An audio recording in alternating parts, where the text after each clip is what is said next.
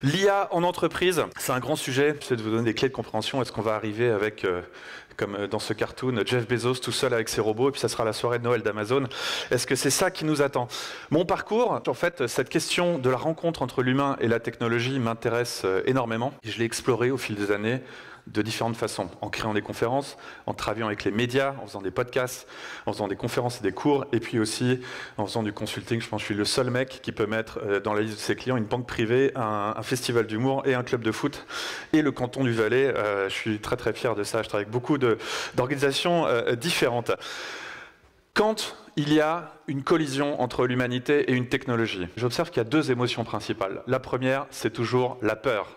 C'est-à-dire qu'on voit quelque chose de nouveau arriver et puis on panique. Depuis à peu près une dizaine d'années, l'idée que des robots allaient devenir de plus en plus évolués, on nous prédit un chômage de masse qui arrive. Alors c'est toujours intéressant dans ces cas-là de se plonger dans l'histoire et de voir dans le passé, quand il y a eu des nouvelles technologies qui sont arrivées, comment est-ce qu'on a réagi. Alors moi j'ai grandi dans les années, je suis né dans les années 70, donc j'ai grandi dans les années 80, et toute mon enfance on m'a dit que j'allais devenir un tueur en série puisque je jouais aux jeux vidéo. Vous avez peut-être vécu ça aussi. Ça n'est pas arrivé, il y a même des études aujourd'hui qui montrent que les jeux vidéo ont plutôt des effets positifs. Pas tous, mais ça c'est toujours pareil. Quand on a sorti les livres de poche au 19e siècle en Angleterre, il y a eu une panique sociale sur le fait que les livres poussaient les ados au suicide. C'est-à-dire qu'aujourd'hui, on se bat pour que les ados lisent. À l'époque, on leur disait « il ne faut pas lire ». Bon, ça semble bien évidemment ridicule avec du recul. Et puis alors, quand les trains sont sortis, on a dit aux femmes « ne prenez pas le train, vous allez perdre votre utérus qui va s'envoler par la fenêtre ». Voilà, c'est le genre de peur irrationnelle. C'est assez intéressant de se replonger, puis de regarder ce qu'on vit aujourd'hui à l'aune du passé. Il y a une autre réaction hyper fréquente, c'est au contraire la fascination. Alors ça, c'est des gens, ils voient la technologie arriver, ils croient que ça a des pouvoirs magiques, que ça va tout résoudre. Microsoft nous a annoncé il y a quelques années qu'ils allaient résoudre le cancer. On va prendre le cancer, on va le résoudre. Magnifique. Il leur reste 2 ans. Pour l'instant, c'est pas arrivé et je ne crois pas que ça arrive à travers eux. Il y a Mark Zuckerberg, que vous reconnaissez peut-être, malgré ses lunettes relativement inconfortables, qui nous a dit que le métaverse allait devenir la prochaine grande révolution. Depuis, je ne sais plus combien ils ont perdu d'argent, 10 milliards ou 50 milliards, enfin c'est un flop absolument énorme.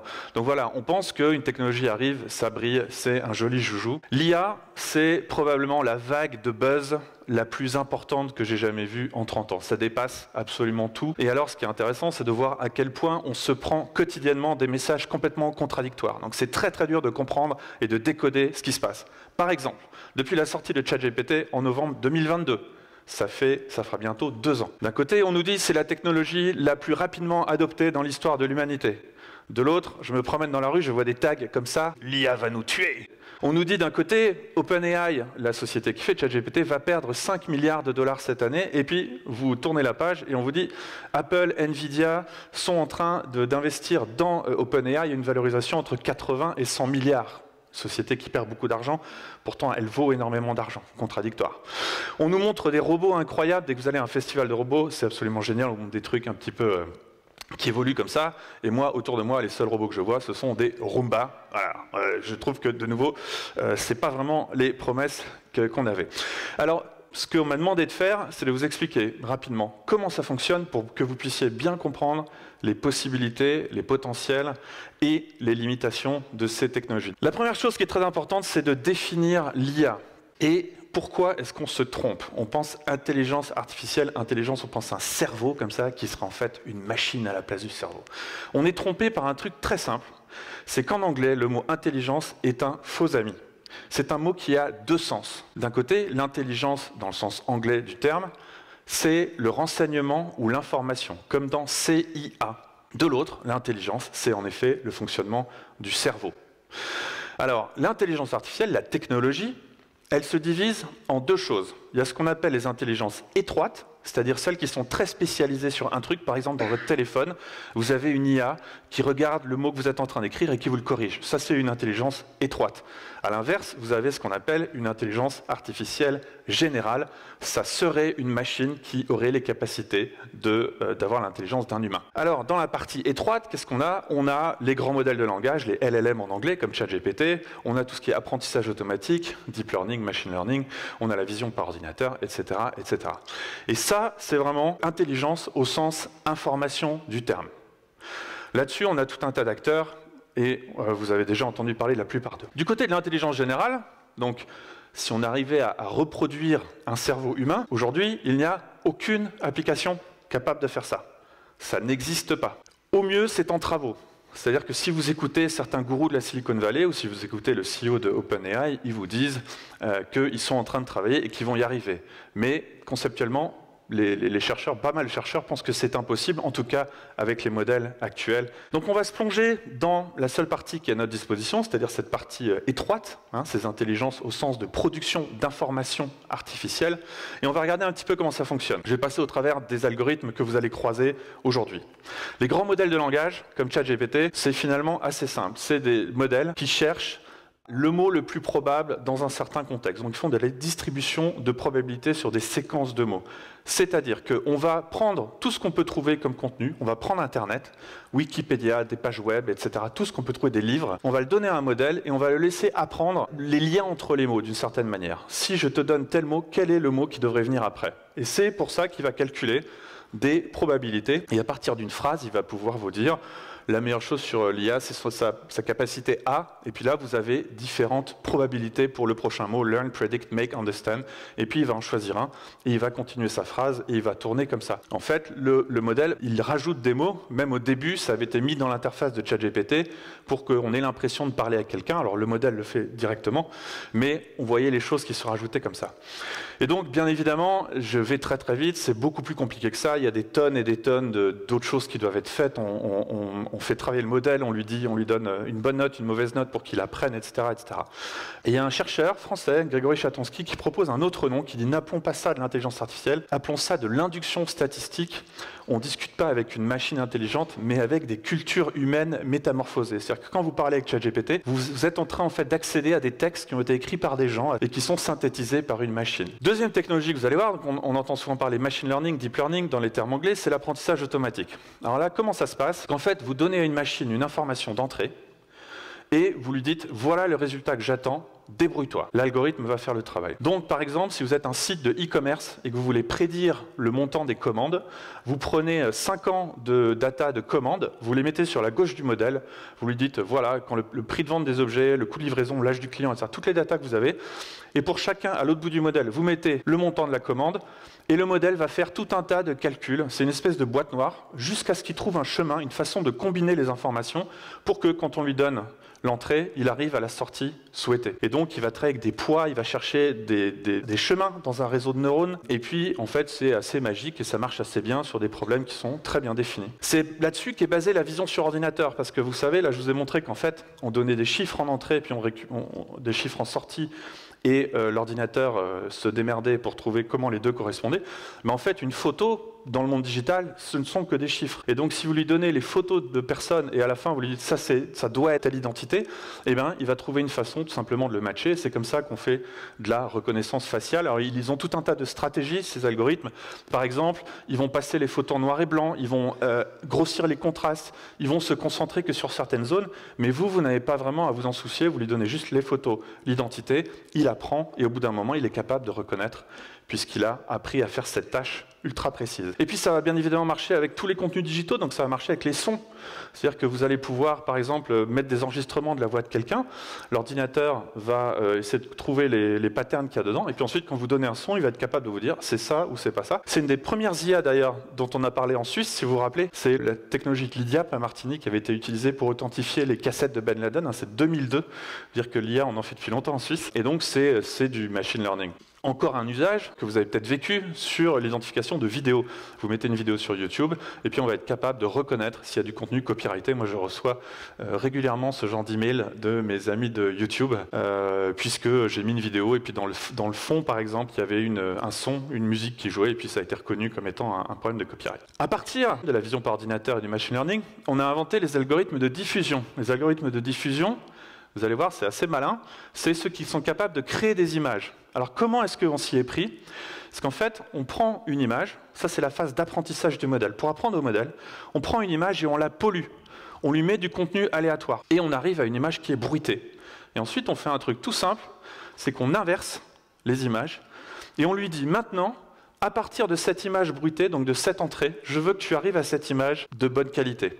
Donc en fait, on apprend à la machine à recréer les pixels manquants, à refaire monter l'image en qualité. Et c'est pour ça que si vous utilisez Midjourney, par exemple, on voyait à l'époque dans le processus qu'on part de quelque chose d'extrêmement pixelisé, et puis c'est des modèles qui ont appris petit à petit à dessiner, à donner de plus en plus de détails, et c'est comme ça qu'on arrive à créer des images. Donc c'est vraiment du machine learning inversé. Ça marche avec tous les médias, je vais vous le montrer, ça marche avec les photos, ça marche avec le son, peut-être essayer Suno, je vais vous faire une petite démo de Suno tout à l'heure, ça marche avec la vidéo, et c'est un peu toujours cette même idée. Alors ces technologies, comment est-ce qu'elles sont utilisées? On peut diviser les usages en plusieurs grandes catégories. D'abord, il y a un truc, il y a un pattern hyper intéressant. Une fois, j'avais animé les 20 ans du web et il y avait les fondateurs, les inventeurs du web, donc Tim Berners-Lee, Caillot, etc. Et puis, il y avait cette fameuse histoire que jamais ils avaient pensé que le web serait utilisé pour le contenu pornographique. L'histoire se répète, je vous laisse regarder ce qu'a dit le cofondateur d'OpenAI à TED il y a un an. And we've seen it from GPT-3, right? GPT-3, we really were afraid that the number one thing people were going to do with it was generate misinformation, try to tip elections. Instead, the number one thing was generating Viagra spam. Le rire un petit peu awkward, et se dire, ah, j'aurais peut-être pas dû le dire. Mais comme d'habitude, on pense que ça va être utilisé pour attaquer le monde, faire de la politique. Et puis le premier usage qu'ils ont constaté, c'était les gens qui voulaient faire du spam. Alors c'est un peu plus compliqué que ça. Il y a des articles qui montrent comment est-ce que les gens utilisent ces technologies. Mais en gros, il y a deux axes principaux. C'est sexual content, donc faire écrire des trucs un peu grivois au modèle, et les devoirs. Homework. Ça, c'est vraiment le truc pour lequel ces modèles sont utilisés. Donc ça, c'est les usages un peu condensés, mais on peut les mettre en famille. Alors, le premier usage de ces technologies, c'est les assistants personnels. Il y a eu une explosion des chatbots en 2023 sous l'impulsion de ChatGPT. Donc par exemple, ça c'est une app que j'utilise beaucoup qui s'appelle Po, et puis on va pouvoir lui poser des questions. Selon toi, quels sont les grands usages de l'IA?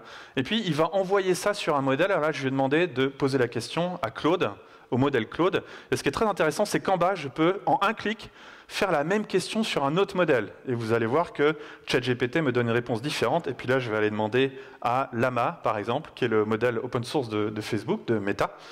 Et donc, il y a ce genre d'outils où on va pouvoir aller parler avec des modèles, leur demander de faire des choses pour nous. Et Po, c'est vraiment très intéressant. C'est fait par Quora, que vous connaissez peut-être. Il y a bien évidemment la version entreprise. Ça, c'est Microsoft qui a sorti le Copilot. Donc, ça va être en fait une intelligence artificielle qui va avaler tout le contenu de l'entreprise et à qui on va pouvoir demander des choses, et elle va répondre en utilisant, entre guillemets, le ton, les valeurs, la marque de l'entreprise, puisqu'elle a vu tous les emails, tous les documents Word, toutes les présentations. Et donc, on va pouvoir lui demander de nous assister, de nous faire des résumés. Ça, c'est des belles démos vidéo. Ça marche pas toujours aussi bien en vrai, mais c'est quand même vraiment très, très impressionnant, par exemple, pour rechercher ou pour faire des résumés de documents. Donc ça, c'est des assistants. Vous avez des assistants très spécialisés. C'est une start-up suisse qui s'appelle Urbio, qui aide sur une tâche très spécifique, l'optimisation du placement des panneaux solaires dans des contextes urbains. Donc on peut spécialiser un assistant sur quelque chose de très précis. Et puis alors je voulais dire, enfin, nous avons des technologies à qui on peut parler. Moi j'ai vécu un enfer pendant des années. Pourquoi? Parce que ma femme s'appelle Amy, Amy en anglais. Et je disais à Siri, appelle Amy. Il disait, quel ami voudrais-tu appeler? C'était impossible de lui parler. Donc je suis vraiment content, maintenant on a des vraies interfaces textuelles qui marchent bien, et ça c'est un grand progrès. Deuxième usage, c'est vraiment l'analyse qu'on va pouvoir automatiser. Donc ça c'est ce que voit une voiture autonome. Donc on va pouvoir en temps réel analyser des images. Donc on va prendre une vidéo, on va la faire passer dans un modèle et on va lui demander de nous signaler tout ce qu'elle voit. Elle aura appris au préalable à quoi ressemble un piéton qui court, un piéton qui marche, une voiture, les différentes choses dans l'environnement. Et du coup, ça va nous permettre de créer ensuite des programmes pour naviguer cet environnement. Donc on analyse. Il y a tout ce qui est inspection de qualité, ça c'est une start-up suisse qui s'appelle 3HLE et qui en fait crée des systèmes dans le contexte industriel, dans les usines, et puis vous pouvez apprendre à une caméra, à une IA, ce qui est un objet sans défaut et ce qui est un objet avec un défaut et qui du coup va vous le signaler.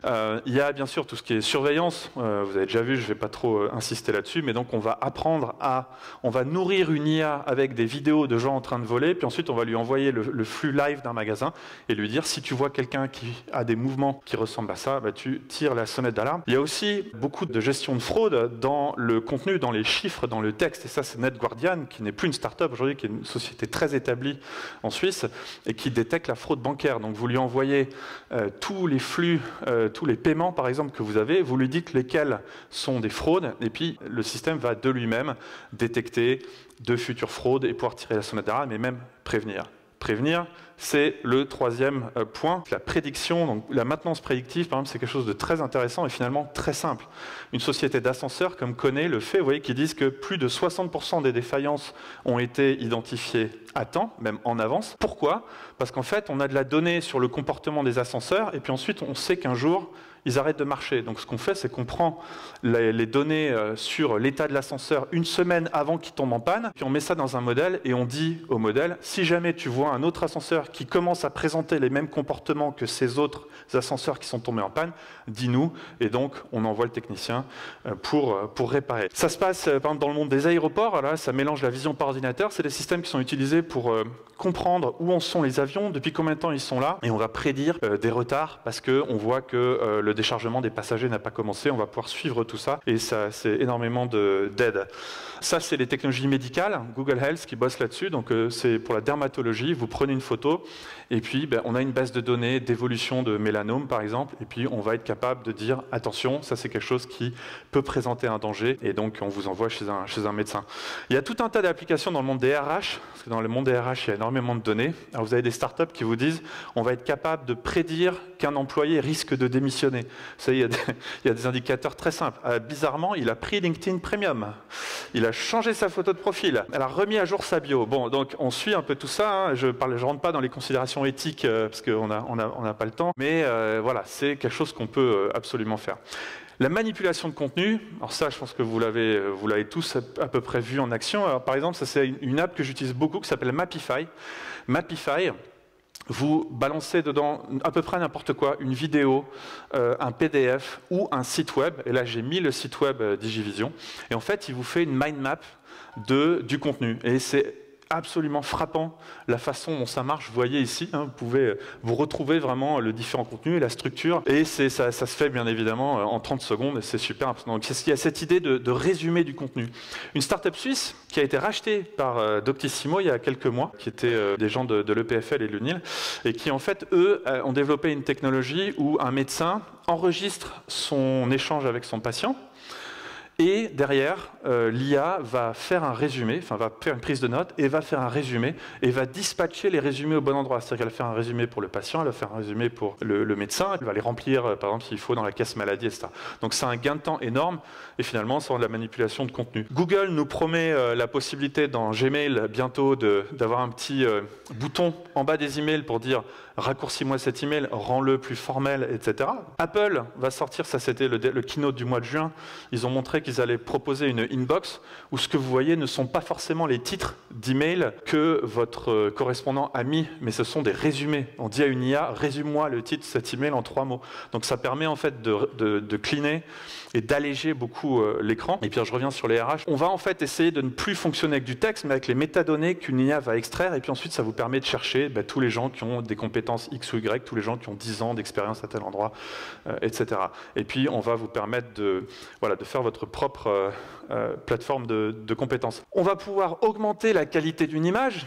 Alors ça, c'est une image de 1960, scannée, très zoomée. Et vous voyez qu'avec une IA, on arrive à la rendre de bien meilleure qualité. Et donc ça, c'est exactement le fonctionnement que je vous ai montré. C'est tout simplement des algorithmes à qui on a appris à combler les trous. Et puis alors, je voulais vous montrer ça. Donc c'est une vidéo que vous n'avez jamais vue, qui n'est pas publique. Je travaille avec le Montreux Comedy Festival. Et du coup, il y a beaucoup d'expérimentations qui sont faites au niveau technologique. Et un des trucs qu'ils expérimentent, c'est la traduction des sketchs. Sauf que le problème, c'est qu'un artiste, il a son identité, il a sa voix.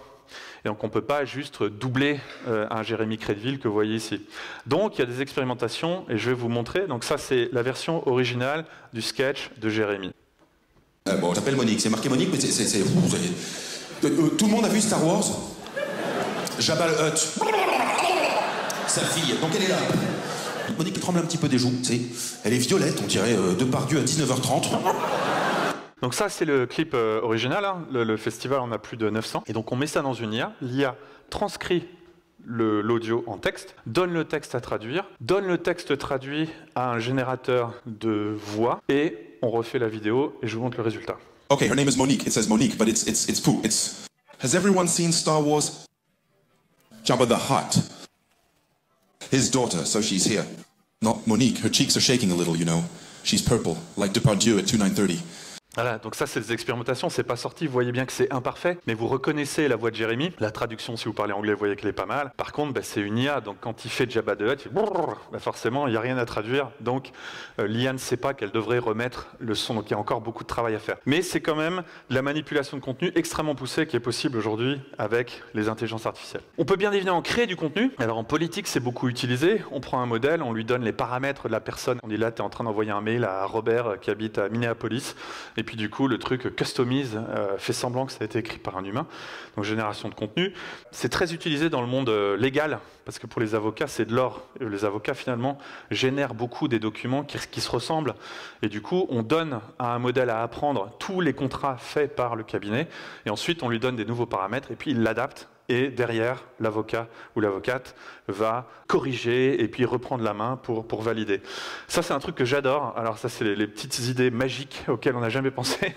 C'est en fait des gens qui ont lancé un algorithme. Ce qui fait, c'est que si quelqu'un vous appelle pour du spam, comme ça vous est probablement arrivé ces jours-ci, là, ça repart sur les primes maladie par téléphone, vous enregistrez le call.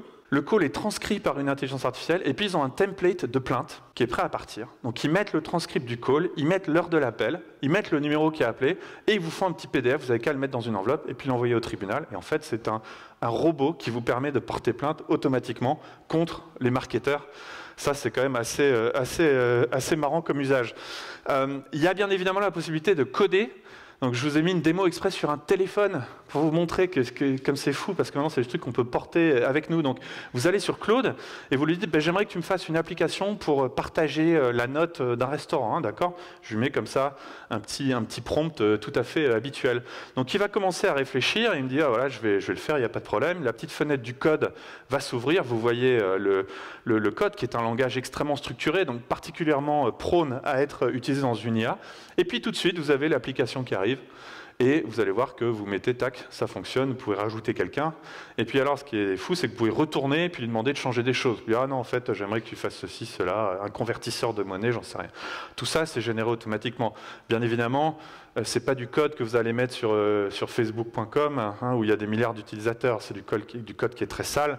Mais pour prototyper, par exemple, c'est vraiment extrêmement utile. Il y a quelques jours, le CEO d'Amazon a partagé un exemple où ils avaient en fait des applications à migrer d'une vieille version de Java et ils ont fait un robot qui spécifiquement était capable de prendre du code Java et de le mettre à jour.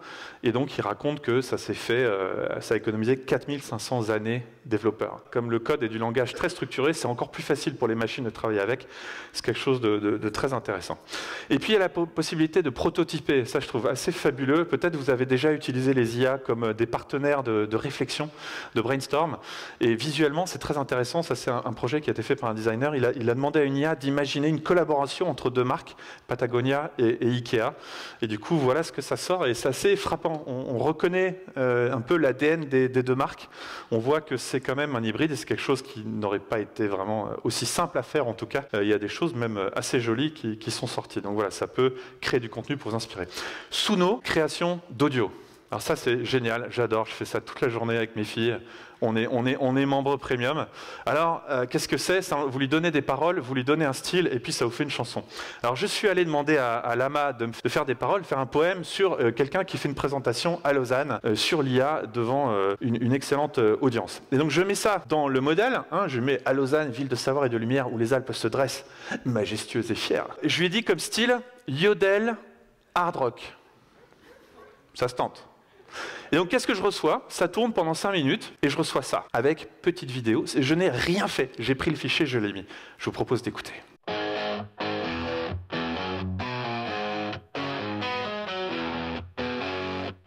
À Lausanne, de savoir et de lumière, où les Alpes se dressent, majestueuses et fières. Tu te tiens debout devant une audience attentive pour parler de l'IA, de son avenir et de ses merveilles.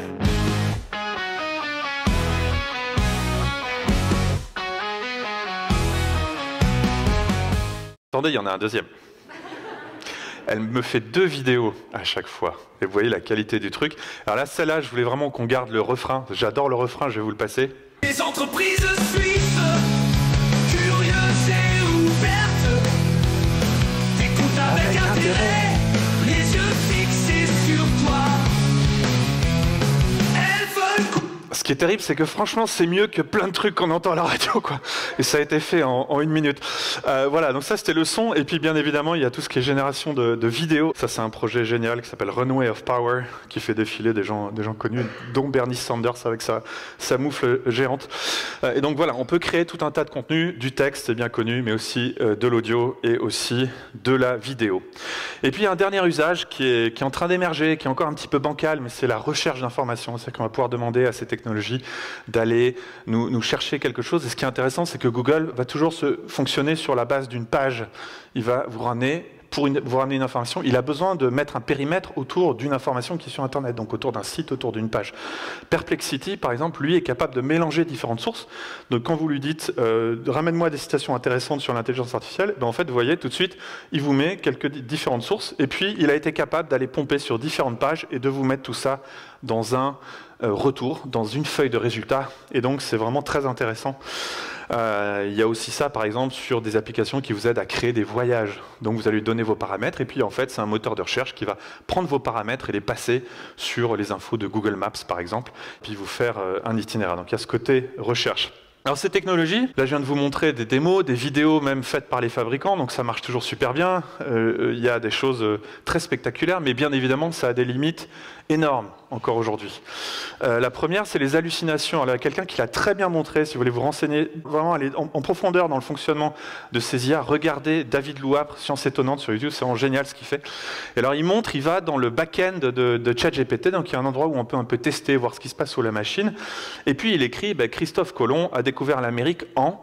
Et puis le modèle prend la phrase et puis répond correctement 1492. Donc là, le comportement est juste. Statistiquement, 1492 est le mot le plus probable dans ce contexte. Et ensuite, ce qu'il fait, c'est qu'il change. Et au lieu de Christophe Colomb, il met son nom. Alors, David Louapre a découvert l'Amérique en... Et puis là, le modèle, il est embêté, parce que David Louapre, il ne sait pas ce que c'est. Donc il continue, ça lui a donné aucune info, il continue. Découvert l'Amérique en... Il se dit, ouh, ça je connais.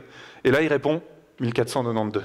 Ces modèles ont ce genre de limitation due à leur fabrication. Et c'est pour ça qu'il faut bien comprendre, et je reviens sur le premier point, ça n'est pas de l'intelligence humaine, c'est vraiment de la création d'informations automatisées. Donc ça on le corrige ensuite à la main, mais c'est un vrai problème. Et puis un autre souci avec ces choses-là, c'est qu'il faut qu'il y ait beaucoup de données. Moi, mes filles, quand je leur ai montré un chat une fois, depuis, elles me demandent tous les jours un chat. Elles ont compris, elles n'ont pas eu besoin de voir 1 million de chats pour comprendre ce qu'était un chat et que c'était mignon. Une machine, il va falloir des millions et des millions d'images pour entraîner le modèle.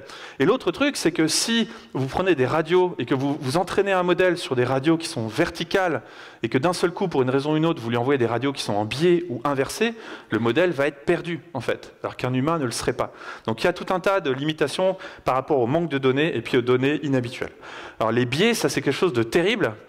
Alors ça a été depuis corrigé, mais c'est Étienne Mineur qui avait fait des screenshots de Stable Diffusion il y a 2 ou 3 ans. Et donc, vous lui dites une personne exotique, et vous voyez, ça sort des gens qui sont visiblement pas blonds et qui sont visiblement pas européens. Pourquoi ? Parce que ce modèle a été entraîné par la data, pour qui quelqu'un d'exotique, c'est quelqu'un qui vient de l'autre bout du monde. Voilà. Mais donc, quelqu'un qui est à l'autre bout du monde, c'est nous qui allons être exotiques pour lui. Voyez. Donc, le modèle va porter les biais de la data qu'on va lui donner, et forcément, ça va poser énormément de problèmes. Garbage in, garbage out. Si vous entraînez un modèle avec de l'information qui est mauvaise, ce qui va sortir sera aussi mauvais. Le modèle n'est pas capable de corriger la bêtise de la donnée qu'on va lui donner. Il y a tout un tas de problèmes aussi de genre, par exemple. Donc Amazon, un cas connu, avait mis des CV et puis avait dit quels CV ils aimaient bien. Mais il se trouve que c'était beaucoup de CV masculins, puisque c'était des postes de programmeurs. Et du coup, l'IA avait fini par rejeter quasiment toutes les candidates femmes. Donc l'IA n'avait fait que répéter stupidement un biais qui avait été introduit dans la donnée. Et bien évidemment, c'est quelque chose qui doit être corrigé et Amazon a dû enlever cet outil. Alors il y a des gens qui détournent ça, qui en font une force, enfin qui en font un feature de ces biais. C'est-à-dire que vous avez des gens qui vont entraîner une IA volontairement avec un certain type de contenu. Et ça, c'est une IA pro-Trump, par exemple. Donc c'est Gipper, vous allez dessus, elle est entraînée qu'avec du Fox News, et puis du coup, quand vous lui parlez, elle va vous faire des réponses Fox News en disant les armes, c'est génial. Et donc vous pouvez créer des bulles de contenu à volonté. Il suffit d'entraîner un modèle sur uniquement le contenu qui vous intéresse. Tout ce qui est sécurité des données, mais tout ce que vous mettez dans ces modèles, on ne sait pas trop où ça va. Il y a eu des problèmes avec des gens qui mettaient du code, et puis le code se retrouvait dans la nature. Et du coup, oui, si le modèle apprend des requêtes qui sont faites par l'utilisateur, ça peut derrière être du contenu qui circule. Propriété intellectuelle, énorme souci, puisque ces modèles, pour s'entraîner, ont pompé tout un tas d'informations auxquelles ils n'avaient pas le droit d'avoir accès. C'est particulièrement frappant avec les images. Et puis, il y a les problèmes de piratage. Si vous avez une voiture autonome qui filme et à qui vous apprenez de s'arrêter à un panneau stop, et que moi j'imprime un panneau stop, ou que je vais acheter au magasin un panneau stop, si je me mets au bord de la rue avec mon panneau stop, votre voiture autonome va gentiment s'arrêter et je vais pouvoir vous braquer beaucoup plus facilement. Pourquoi? Parce qu'un humain comprendrait que quelqu'un qui tient un panneau stop, c'est faux, mais une IA, elle voit ça et elle s'arrête. Il y a James Bridle, un artiste qui, il y a très longtemps, avait fait un truc assez marrant, c'est qu'il avait dessiné avec un sac de sel une ligne blanche autour d'une voiture, et donc théoriquement, dans cette situation-là, une voiture autonome serait complètement emprisonnée, elle ne pourrait absolument rien faire, puisque son algorithme lui dit « tu n'as pas le droit de traverser la ligne blanche ». Il y a bien évidemment le problème des deepfakes, donc le faux contenu, que ce soit au niveau des voix ou que ce soit au niveau de la politique. Ça, c'était quand il y a ces rumeurs que Trump allait être arrêté, il y a des gens qui ont fait des images qui ressemblent assez à la réalité. Et puis, il y a bien évidemment alors ça, on n'en parle jamais, je ne sais pas comment ça s'appelle, mais il y a la mesurabilité de la qualité des résultats. C'est-à-dire qu'on nous met des feux intelligents partout dans les villes et on nous dit, croyez-nous, c'est vraiment la meilleure solution possible. Le trafic ne pourrait pas être mieux géré. Et en fait, il y a des histoires que des fois les feux tombent en panne et tout se passe beaucoup mieux. Donc en fait, les IA, elles ont toujours des solutions pour nous, mais comment est-ce qu'on fait pour savoir si c'est la meilleure solution? Je suis allé dans mes photos personnelles et j'ai mis pasta, donc il me renvoie plein de photos. Mais est-ce qu'il a vraiment tout pris? En fait, je n'en sais rien. Parce que j'ai 50 000 photos, je n'ai aucune idée de ce qu'il n'a pas trouvé, de ce qu'il n'a pas matché. Il y a la course à l'armement, qui est un vrai problème dans l'IA. C'est-à-dire que, par exemple, Deloitte a sorti une application permettant à ses 75 000 employés consultants d'écrire des emails automatiquement. Donc je pense que le nombre d'emails a fait comme ça. Donner à des consultants une IA pour écrire des emails et faire des PowerPoint, là, franchement, c'est pas très responsable. Mais du coup, il y a une explosion du contenu, et que font les gens de l'autre côté? C'est que on va avoir sa inbox Apple ou Google, et puis on lui dit non, fais-moi un résumé de tout ça, quoi. Donc on a un humain qui demande à une machine de faire un long texte, qui envoie ça à une IA, à un humain qui le donne à une IA pour en refaire 3 bullet points. Bon, c'est un gâchis énorme, sachant qu'il y a un énorme souci d'impact environnemental de ces technologies à travers la consommation d'électricité. Et donc cette course à l'armement va être un vrai problème. Dans les RH, vous le voyez, les gens utilisent une IA pour écrire le CV, les entreprises reçoivent du coup tellement de CV qu'elles utilisent une IA pour décoder les CV et les simplifier. Il y a une déperdition qui est absolument énorme. Alors la situation en Suisse, c'est encore assez tôt. Vous voyez, le Conseil fédéral a sorti des lignes directrices en décembre 2023. Alors vous voyez là, s'il y avait des gens de la tech américaine, ils diraient ça c'est typiquement européen, c'est-à-dire tout ce que vous faites, c'est vous faites du suivi, de l'évaluation, de l'analyse, de l'état des lieux. On est encore en train de regarder, c'est pas encore très concret, mais ça commence. Et il y a l'entraide suisse ouvrière qui vient de sortir ses recommandations, par exemple. Donc on voit que l'industrie est en train de prendre conscience qu'il y a ces technologies qui arrivent. Et puis là, on met l'emphase vraiment sur la formation. Et puis pour trouver ce qui se passe dans notre pays, c'est un peu compliqué, parce que forcément, c'est des applications professionnelles, donc elles ne sont pas toujours très mises en avant, mais il y a quand même quelques ressources. Et notamment, il y a une étude de l'ETH Zurich qui n'est pas super rassurante. Alors ils l'ont faite uniquement dans les boîtes industrielles. On pourrait dire que le digital dans les boîtes industrielles, c'est pas forcément là que c'est le plus facile à faire. Mais en gros, les conclusions, c'est que 25% des entreprises ont une stratégie IA. Les petites sociétés sont vraiment en retard, ont du mal à s'y mettre, elles ne trouvent pas le temps. Il y a une vraie pénurie de talent. Et puis, il y a en fait une méconnaissance du cadre réglementaire qui pose problème. Donc, si vous êtes intéressé à attaquer ces technologies, à les implanter dans votre entreprise, Quelques petits conseils. D'abord, mobiliser l'écosystème suisse. Ça vient de vous être présenté, InnoSuisse, Innovo, etc. Il y a énormément d'organismes d'aide, que ce soit gouvernementaux, que ce soit des organisations privées, genre des boîtes de conseil, ou que ce soit les géants de la tech qui ont des solutions sur l'IA. Mais il y a un truc qui n'est peut-être pas assez connu, c'est qu'en fait, on a un tissu de recherche en Suisse sur l'IA qui est extraordinaire. On a des gens qui font de la recherche en IA depuis 30 ans, comme ICAR ou l'IDIAP à Martigny. Et en fait, il y a beaucoup de ressources académiques que je vous invite à aller voir. Vous voyez qu'au niveau global, la Suisse est quand même le 3e pays en termes de ressources de recherche. Le fondement d'une IA, vous l'avez peut-être compris, à force que je vous explique le fonctionnement, c'est la data. Il faut absolument préparer vos données, il faut inventorier vos données, il faut les nettoyer. Ça fait longtemps qu'on vous dit la data c'est le nouveau pétrole. Ça c'était 10 ans trop tôt. C'est aujourd'hui que la data devient le nouveau pétrole. Et en fait, plus vous allez avoir, si vous êtes une société industrielle, une société logistique par exemple, une société de services, plus vous allez avoir de data historique, plus vous allez pouvoir faire une IA utile et surtout unique. C'est-à-dire que vous allez pouvoir faire votre modèle qui réagit comme vous, avec votre savoir-faire dedans, et en n'utilisant pas le même modèle que les concurrents, qui vous amènerait forcément au même résultat, ce qui n'est pas souhaitable. Choisissez le bon modèle d'IA. Alors, il y a deux choses. Il y a le modèle et il y a le modèle. Il y a la façon de travailler. Vous pouvez aller vers un modèle open source. Il y en a qui sont gratuits, et vous pouvez héberger ça chez vous. Il y a des gens qui vous aident à faire ça. Mais vous pouvez aussi aller vers un modèle propriétaire. Prendre l'IA de Microsoft ou de OpenAI. Il y a des modèles qui sont généralistes, qui sont capables d'un peu tout faire, comme ChatGPT, puis il y a des modèles qui sont spécialisés. Il y a des modèles qui vont être capables d'absorber vos données privées et de fonctionner qu'avec elles, ou alors de mélanger les données, ou alors il y a des modèles qui ne sont pas capables de prendre de la donnée extérieure. Il faut faire attention à la régulation. Est-ce que le modèle que vous choisissez crée des problèmes de régulation, notamment pour tout ce qui est sécurité et propriété de données. Alors pour vous montrer l'importance de choisir le bon modèle, il y a une vidéo qui, je trouve, résume bien ce point. C'est des gens qui ont filmé des voitures autonomes en train de freiner dans une situation d'urgence. Alors vous allez voir, ça c'est le modèle Zeekr. Donc vous voyez, hop, on ralentit, on met même les doubles clignotants. Alors la Tesla, elle s'arrête, nickel, personne n'est mort. Puis ça, c'est un Avatar 12. Visiblement, l'algorithme de freinage n'est pas aussi performant. Donc vous voyez que, en fait, tous les algorithmes ne sont pas égaux et il faut absolument choisir intelligemment. Soyez patient. Aujourd'hui, c'est vrai que les choses sont encore en train de se mettre en place. Rien ne dit que si vous partez avec une start-up dans l'IA, qu'elle soit encore là dans quelques années. Il y a quand même pas mal de gens qui pensent qu'il y a une bulle qui va éclater, qu'il y aura des problèmes de financement. On le voit au niveau des géants qui, eux, s'en sortiront.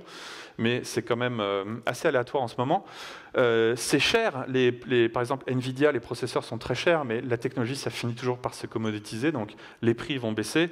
Et puis, il y a cette pénurie de talent dont on parle dans les entreprises. Sachez qu'il y a des gens qui vont arriver de plus en plus sur le marché du travail. Il sera plus facile de recruter. Et puis, un dernier petit truc, si vous ne pouvez pas concrètement implémenter une intelligence artificielle, au moins allez tester, au moins éduquez-vous sur ces sujets. Je sais que dans les entreprises, on n'a pas forcément le temps, mais allez tester des outils, comme ça vous prendrez conscience de ce qui est possible, et peut-être le jour où c'est accessible, ça sera plus facile pour vous. En conclusion, moi je pense que l'IA, en fait, c'est la pelleteuse des cols blancs. C'est-à-dire que c'est une machine qui apparaît et qui nous permet d'aller plus vite sur des tâches qu'on a l'habitude de faire. Et c'est comme sur un chantier. Avant la pelleteuse, creuser, ça prenait du temps, puis avec la pelleteuse, ça a pris beaucoup moins de temps. Et donc sur toutes ces différentes catégories, on a maintenant cette machine qui nous permet d'aller plus vite. Alors comme à chaque fois avec l'arrivée d'une machine, ça crée des peurs. Quand la pelleteuse est arrivée, en Valais, il y a eu des grèves, les gens voulaient les détruire, et puis il y avait dans le journal ce cartoon, vous voyez, de la pelleteuse qui était en train d'avaler comme ça les travailleurs. Aujourd'hui, on est en pénurie d'emplois, et puis si vous rénovez votre maison comme moi, vous savez à quel point c'est compliqué de trouver des maçons notamment. Donc en fait, c'est la situation inverse qui s'est passée, c'est qu'on a pu faire plus, on a pu faire différemment, mais ça n'a pas du tout tué ce métier. D'ailleurs, historiquement, je ne vais pas m'arrêter là-dessus, mais la data montre que chaque révolution technologique crée des emplois. Donc, il ne faut pas avoir peur, mais il faut prendre conscience que l'IA aujourd'hui, c'est une pelleteuse imparfaite. J'ai demandé à Stable Diffusion de me faire une pelleteuse un peu malade. Alors vous voyez, c'est encore un peu tordu. Aujourd'hui, les résultats ne sont pas toujours très bons. Vous allez sur ChatGPT, ça vous dit « Attention, ChatGPT peut faire des erreurs. Vérifiez les choses importantes. » Quand vous demandez, ça m'a beaucoup fait rire, c'est une vidéo, on a demandé à une IA de reproduire le Tour de France. Vous voyez, alors je vous ai montré des super vidéos du pape sur le runway, mais des trucs compliqués, genre du sport où il y a plein de trucs qui bougent, il y a les rayons des vélos, etc. L'IA n'est absolument pas à la hauteur, ça fait des trucs complètement hallucinants. Faudrait essayer, c'est comme les Teletubbies, là. Faudrait prendre ça sous substance et regarder, quoi. Mais ça progresse très très vite. Ça, c'est Midjourney, c'est quelqu'un qui a fait une comparaison sur 2 ans de l'évolution de la qualité de l'algorithme de Midjourney. Et vous voyez que c'est extrêmement frappant à quel point ça évolue. Je pense qu'aujourd'hui, on vit à un moment spécial. Et je vais faire une analogie avec l'époque qu'on traverse maintenant, c'est-à-dire l'époque olympique. Aujourd'hui, quand vous êtes aux Jeux Olympiques, c'est évident que c'est une technologie qui va juger l'arrivée, la photo finish. C'est absolument évident. Et pourtant, on oublie comment on en est arrivé là. Parce qu'en 1912, au JO de Stockholm, il n'y avait pas de caméra, bien évidemment. Alors qu'est-ce qu'on faisait? On prenait des juges, et puis on leur demandait de se mettre comme ça, et on leur demandait de regarder la ligne, puis à la fin, on leur demandait qui avait vu quoi, et c'était grâce à ça qu'on pouvait déterminer qui avait gagné. Bon, ça n'a pas été facile de passer de l'un à l'autre. C'est pas un jour on a enlevé les juges et on a mis les caméras, parce qu'on n'avait pas confiance dans les caméras. Entre-temps, il y a eu Tokyo 1964. Ça, c'est la ligne d'arrivée du sprint. Si vous regardez bien, qu'est-ce qui se passe ici? Vous avez la caméra qui fait son boulot, et vous avez des humains qui sont mis avec ces petits costumes assez saillants qui un jour reviendront à la mode, et qui regardaient et qui jugeaient. Moi, je pense que c'est exactement le moment qu'on est en train de traverser avec l'IA.